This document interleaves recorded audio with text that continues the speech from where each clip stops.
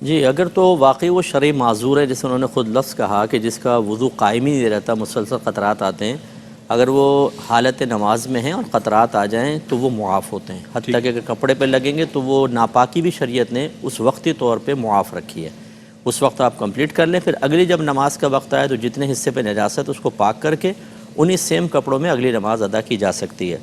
اور یہ دیکھیں نبی کریم صلی اللہ علیہ وسلم نے اس کو ظلم سے تعبیر فرمایا کہ جب اپنی زندگی میں اپنے بچوں میں مال تقسیم کریں تو کسی ایک کو سب دے دیں اور دوسرے کو نہ دیں۔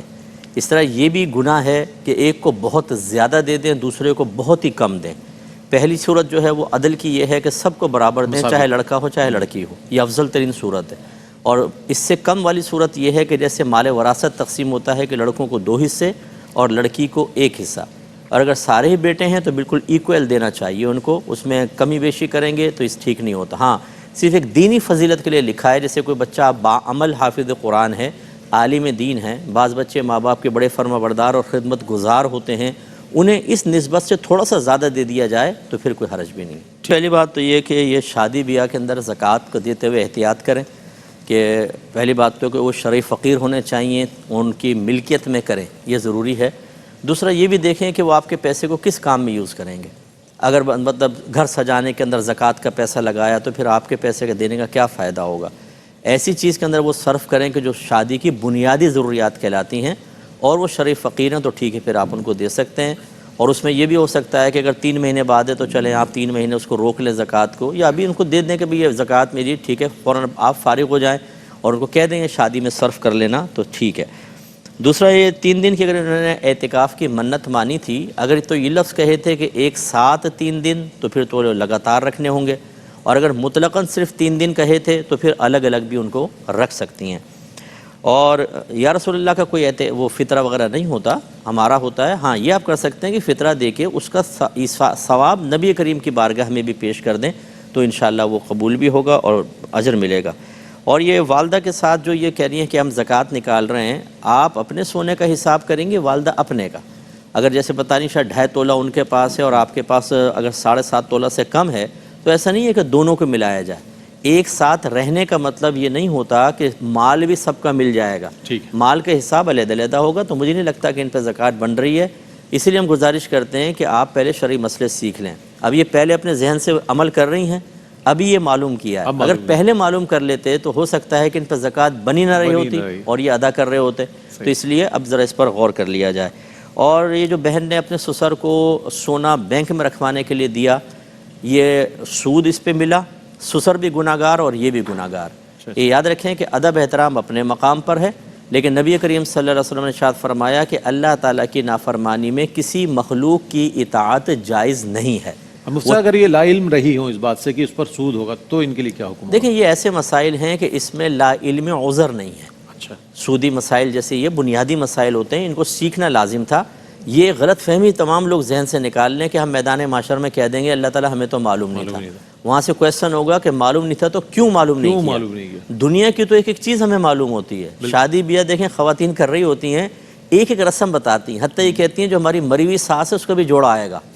کسی نے کہا تو میں نے کہا وہ مری ہوئی ساس خود پہنے گی، کہا کہ نہیں وہ آتا ضرور ہے پھر کسی کو دے دیتے ہیں، یعنی وہ رسم نہیں چھوٹے گی۔ لیکن دینی معاملے میں ہمارے بھولے پن کا عالم یہ ہوگا کہ بس اللہ تعالیٰ قبول فرما لے۔ اور ان کی والدہ کے اگر گردے واش ہو رہے ہیں تو وہ روزے نہ رکھیں، کیونکہ واقعی ڈائلیسس میں بڑی تکلیف اور پریشانی ہوتی ہے، اور پھر لیکوڈ وغیرہ دوائیوں وغیرہ کے مسائل ہوتے ہیں، تو یہ ابھی نہ رکھیں۔ اللہ صحت دے تو بعد میں رکھ لیں، اور اگر ڈاکٹرز یہ کہتے ہیں کہ آگے بھی صحت کی امید نہیں ہے تو ہر روزے کے بدلے میں ایک صدقہ فطر کی مقدار یعنی 300 روپے صدقہ کر دیں تو انشاءاللہ یہ فدیہ جو ادا کریں گی بری ذمہ ہو جائیں گے۔ جی مفتی، جی یہ کہتے ہیں کہ نانا کا انتقال ہوا تو فدیہ خالہ کو دیا جا سکتا ہے کہ نہیں؟ تو دے سکتے ہیں، کیونکہ وہ اپنے پیسے سے نہیں نکال رہے، تو ان کی والدہ نکال رہی ہیں تو دینا چاہیں تو دے دیں۔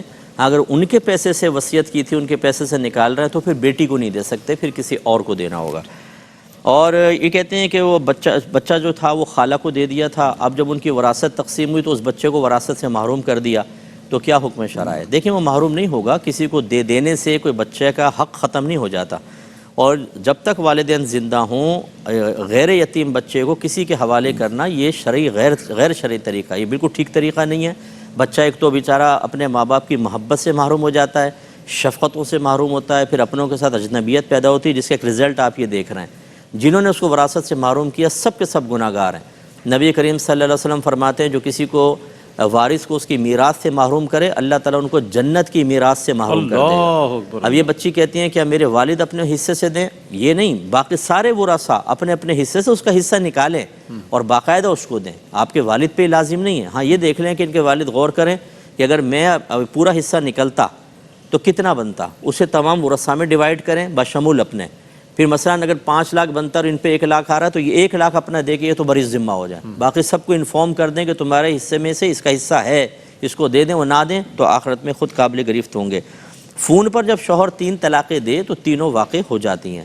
یہ یاد رکھیں کہ طلاق کے لیے نہ گواہ ضروری ہے نہ بیوی کا سننا ضروری ہے، لہذا اگر ایک طلاق سن کے بیوی نے فون بند کر دیا کمال ہوشیاری سے تو یہ نہیں ہے کہ وہ 2 واقع نہیں ہوں گے، بلکہ بہن کو اس پہ غور کرنا چاہیے کہ اس نوبت تک پہنچے کیوں۔ فون بند کرنے کے بجائے اگر زبان بند کر لیتی پہلے اور شوہر اپنے معاملات کو ٹھیک کر لیتا، میں دونوں کا قصور کہتا ہوں، تو یہاں تک نوبت ہی نہ آتی۔ بالکل ایسے۔ لیکن بہرحال یہ تینوں طلاقیں واقع ہو جائیں گی۔